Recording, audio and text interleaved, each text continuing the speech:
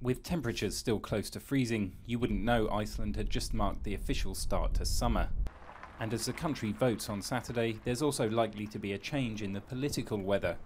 After 4 years in power, polls suggest the ruling left-wing coalition will be heavily beaten by centre-right parties.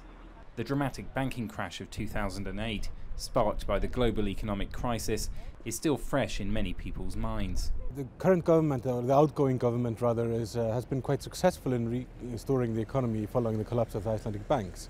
What they have not been successful at is getting their success across. I think a lot of people feel that the government has been representing the system more than the interests of the families and people in Iceland. The government may feel slightly hard done by. The progressive and independence parties who are leading the polls were in charge when Iceland's 3 largest banks collapsed. And the country's 320,000 people still enjoy high living standards, with unemployment at just 4.7%.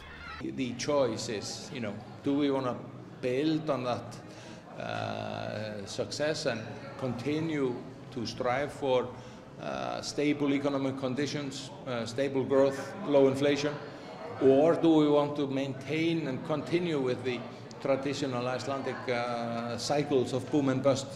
But the spending cuts and tax rises enacted by the government haven't been popular, and levels of personal debt remain high. The centre-right is in bullish mood. They say they've learned the lessons of the years preceding the crash, when the assets of the leading banks was 9 times bigger than Iceland's entire GDP. I think that people realize better now than they did in 2009.